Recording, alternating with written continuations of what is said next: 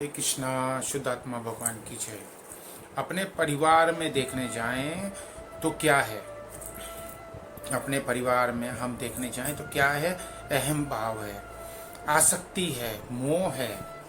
कहते हैं ना कि जीव रूपी हाथी मोह रूपी गड्ढे में पड़ा हुआ है। जो जीव रूपी जो हाथी है वो मोह रूपी गड्ढे में पड़ा हुआ है, और मोह रूपी गड्ढे से कौन निकाले। और ये मोह ही जन्म मरण में भटकाने वाला है, जन्म मरण में फंसाता है। मोह ही, मोह कहो, अहंकार कहो, क्रोध कहो, ये सब एक ही फैमिली के हैं।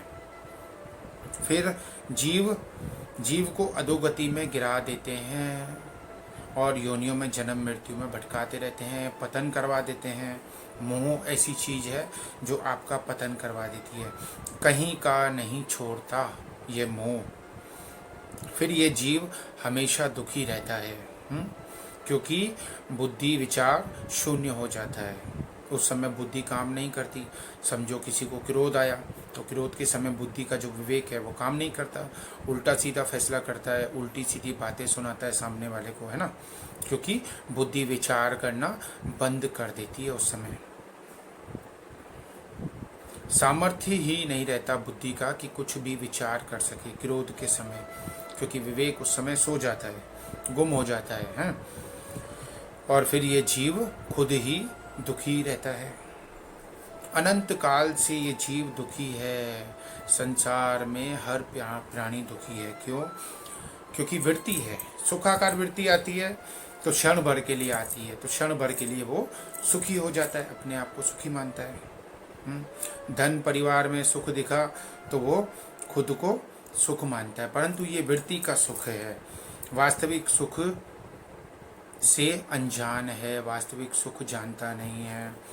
यहीं धन और परिवार का सुख थोड़ा सा बिगड़ जाए तो खुद को दुखी हो जाता है, परेशान हो जाता है। तो क्या होता है? दुखाकार वृत्ति आ जाती है ना। ये जीव क्या हो जाता है? दुखी हो जाता है, क्योंकि ये वृत्ति का दुख है, वृत्ति का सुख है। उस देह के लिए अपनी इच्छा के अनुरूप हुआ कुछ भी, देह के लिए जो हमारा ये शरीर है, देह है, अगर इसके लिए अपनी इच्छा के अनुसार हुआ कुछ भी तो सुख आता है, वृत्ति में सुख आता है, तो लगता है हम सुखी हैं। और इसके विपरीत कुछ हो जाता है तो बोलते हैं कि दुखी है। दोनों बातें। तो ये सब सुख जितने भी प्रकार के ये जो सुख आते हैं ये सब वृत्ति के सुख हैं। और वृत्ति के ही दुख होते हैं, परंतु जो सुख और दुख से दूर है, जो एक सम है, एक रस है, जो सत्ता है, जो सत्य सत्ता में सुखी दुखी होकर अपना जीवन नहीं गवाता, अपना जीवन नहीं खपाता, तो फिर उनकी वृत्ति में सुख दुख आते जाते हैं तो उनको कोई फर्क नहीं पड़ता। आए फिर गए, दुख आया फिर गया। परिस्थिति अनुकूल होती है तो सुखी हो जाते हैं, परिस्थिति प्रतिकूल होती है तो दुखी हो जाते हैं। धन परिवार में सुख दिया तो सुखी हो जाएंगे, और धन परिवार से कुछ दुख प्राप्त हुआ तो दुखी हो जाते हैं। इच्छा पूरी हुई तो सुखी हो जाते हैं, इच्छा पूरी नहीं हुई तो दुखी हो जाते हैं। तो ये पूरा जीवन इसी में ही लोग खपा देते हैं। जयराम जी की पूरा जीवन। लेकिन इस सुख दुख का अनुभव करने वाला जो साक्षी चैतन्य है, जो इनसे परे है, जो एक रस है, हम उसमें स्थित नहीं हो पाते। तो उसमें स्थित हो गया अगर कोई भी जीव उसमें स्थित हो गया तो ये सुख दुख से रहित हो जाता है। तो अज्ञानी होता है वो परेशान हो जाता है, सुख आता है तो उसमें डूब जाता है, सुखी हो जाता है, दुख आता है तो उसमें डूब जाता है, दुखी हो जाता है। और उसी को ही सत्य मान लेता है।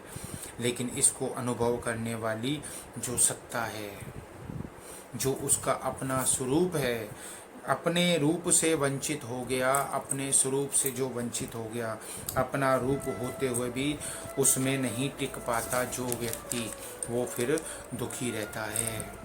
तो कितना गहरा रहस्य है। जीव अपने स्वरूप से वंचित है और वो इन सबसे असंग है, पर इस संसार से इतना मिल गया है, इस संसार से इतना मिल गया है, इतना मिल गया है कि इस संसार को, इस संसार की माया से, इस माया को ही सत्य मानकर पूरा जीवन खपा देता है, इस देह को ही सत्य मानता है। फिर अंत में क्या हाथ में लगता है? मृत्यु का झटका, और कुछ भी नहीं।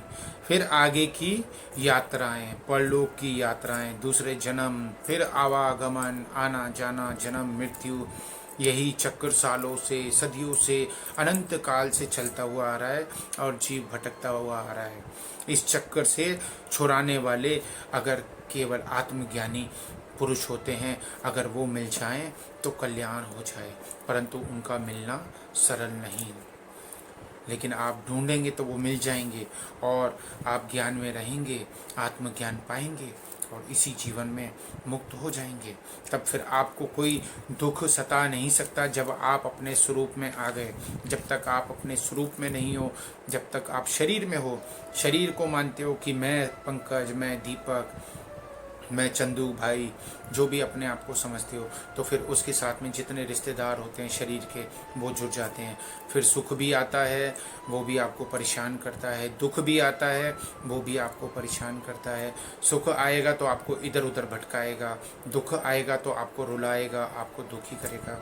परंतु आप तो सुख दुख से बहुत परे हो, आपको तो परे रहना है। आप तो स्वयं परमात्मा स्वरूप हो, आप तो स्वयं शुद्ध आत्मा हो, परंतु खुद को भूल गए हो और शरीर मान के बैठे हो। इसीलिए ही दुख है, वरना संसार में कोई दुख है ही नहीं। जो भी आता है वो कर्मों के हिसाब से आता है, जिसका जैसा लेना देना होता है उसी प्रकार आता है। तो करो वादा, आज से आप रहेंगे शुद्ध आत्मा में, हर समय जागृति बनी रहे कि मैं शुद्ध आत्मा हूँ, मैं शुद्ध आत्मा हूँ, मैं शुद्ध आत्मा हूँ, मैं शरीर नहीं हूँ। और शरीर के साथ फिर क्या हो रहा है उसे आप देखते रहिए।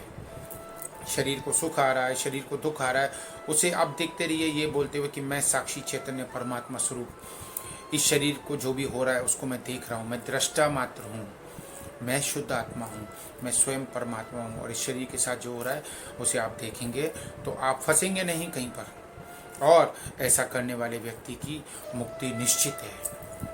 राधे राधे दोस्तों।